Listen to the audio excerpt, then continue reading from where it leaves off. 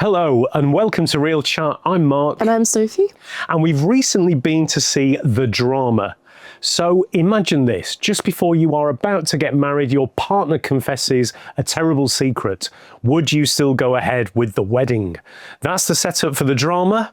Our review coming up now.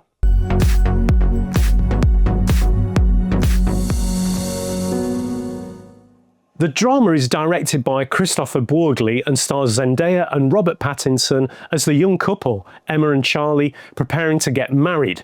With just days away from their wedding, a drunken gathering with close friends goes completely off the rails when they start playing a game of honesty, taking turns to tell everyone the worst thing they have ever done. When Emma reveals her secret, everyone is completely stunned.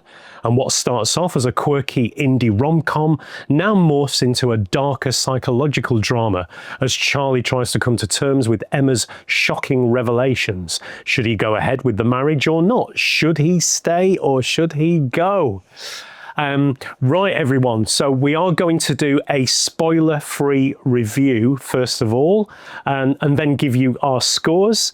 But after that, we are going to talk about the big revelation. But if you haven't seen The Drama, you might not want to stay for that part because it'll really spoil everything. Yeah. Okay.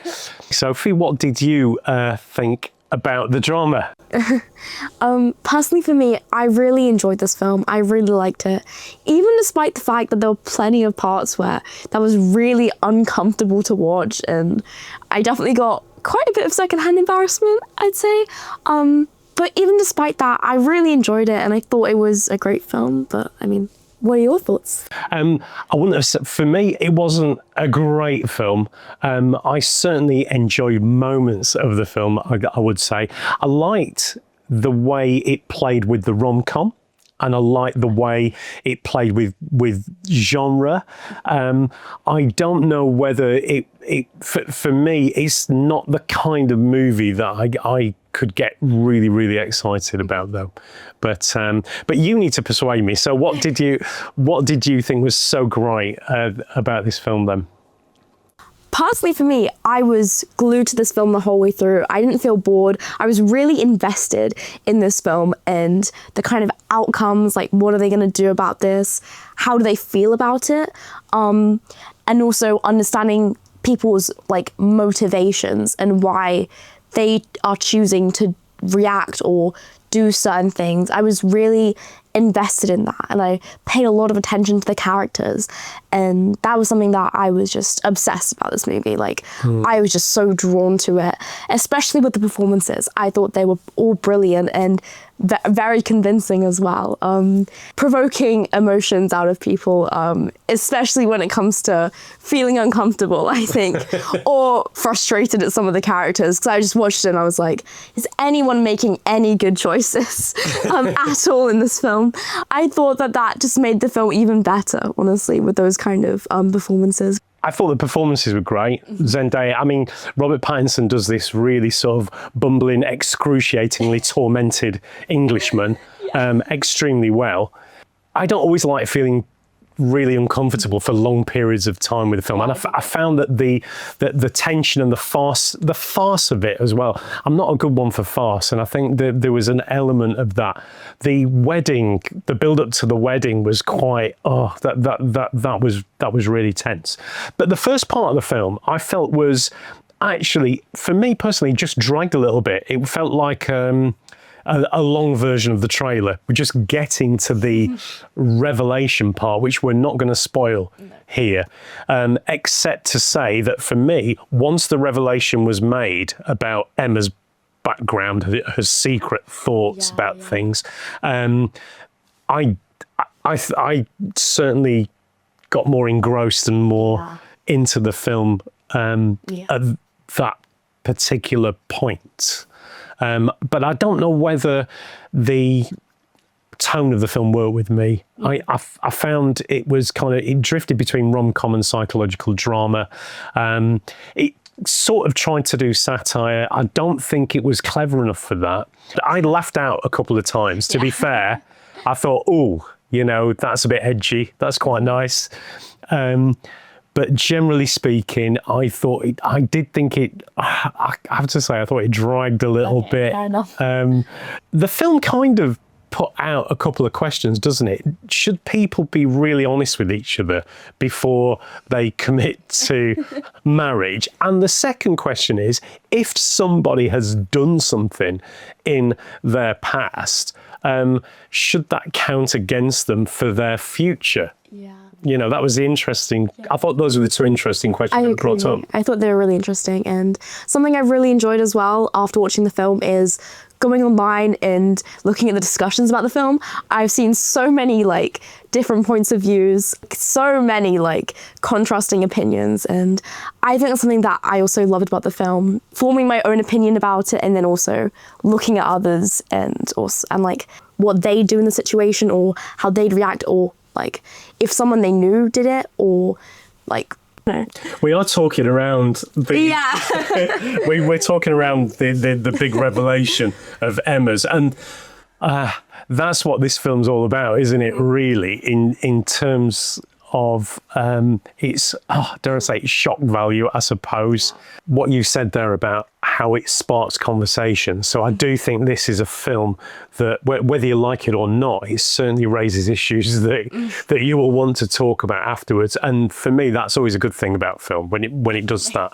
So even though for me, I don't think I enjoyed this film as much as you did, but certainly it did intrigue me and wanted me to, you know, ask questions and discuss it afterwards. Something that I haven't seen a lot of people talking about was how good the sound was in this film. It was brilliant, and I just felt that it was really well thought out how they were going to use certain audio effects in the film, and I've not seen enough people talking about it. I don't think I've seen anyone bring it up yet.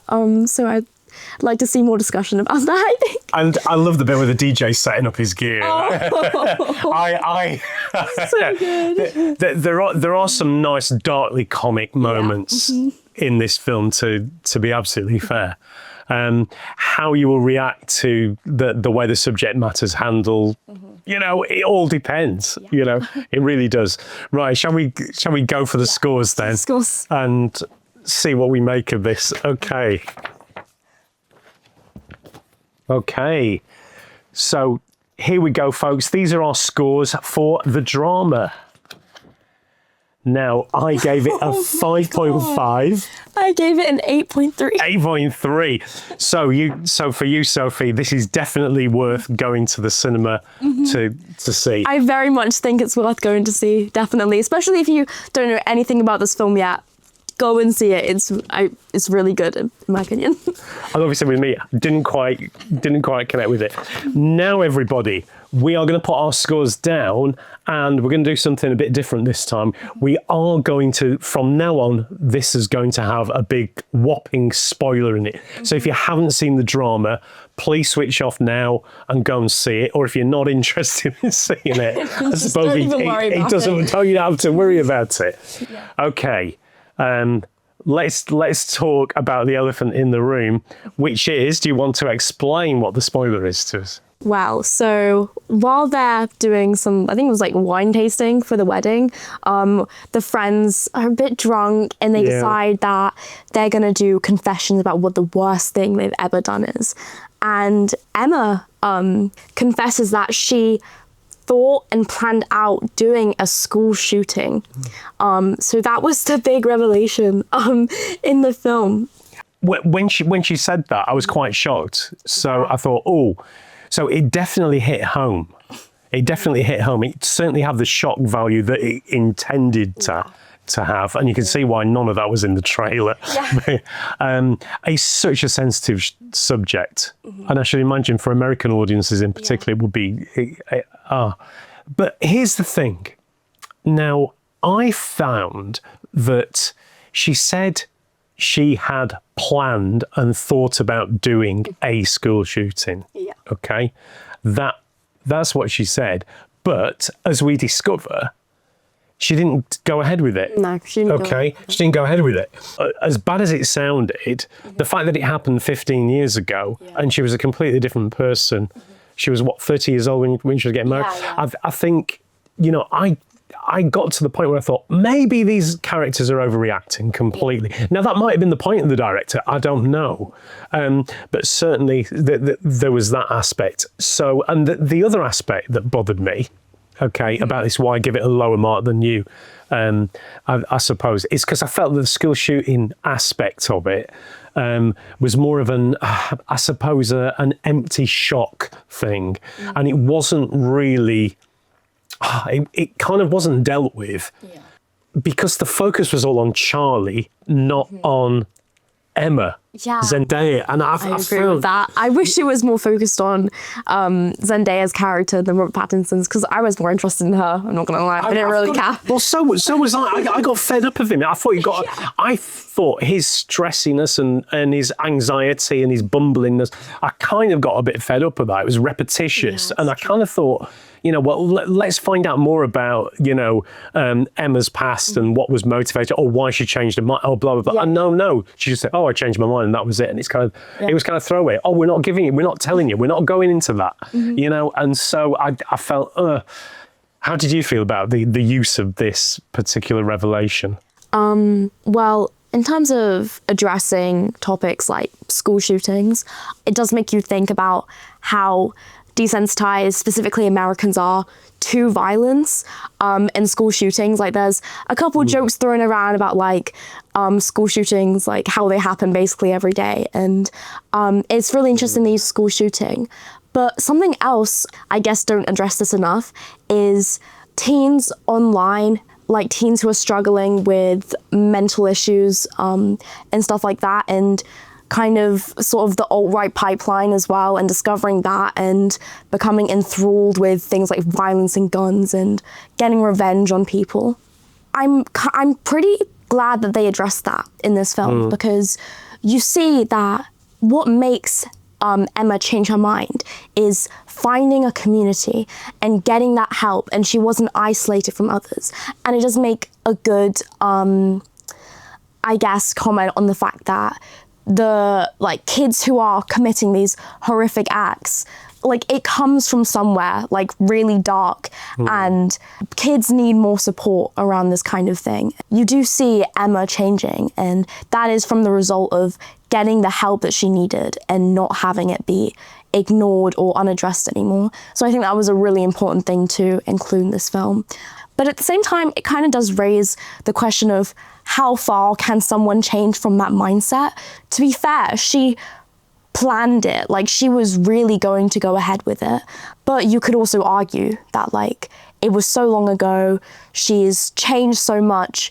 Could she still have these kind of violent thoughts or desires that she once used to have? Which I think is definitely, can be debated and has been debated by people since this film came out.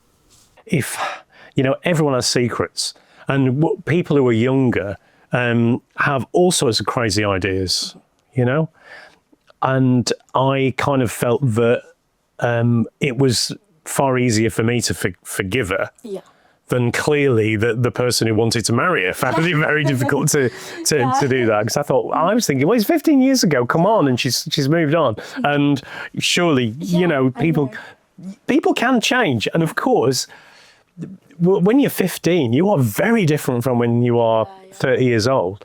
You say we don't fully grow up until we're in a sort of mid-20s to even, late 20s even in some cases.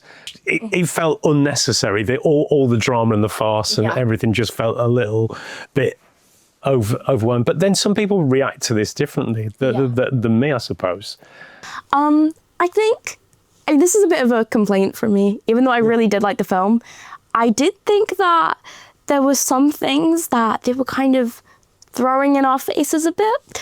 And maybe that's just from my experience in watching the film. But something that I thought was really interesting about the film as I was watching it, and I was paying a lot of attention to, was Emma's character development since she was a 15-year-old to her now as a 30-year-old, 15 years later. The mental processes in her head of it kind of explores things like, guilt and also repression of these emotions. And I was kind of thinking, are they doing something a bit Freudian with this. Like, he does a lot of stuff with repressing your thoughts and then it manifesting in other ways.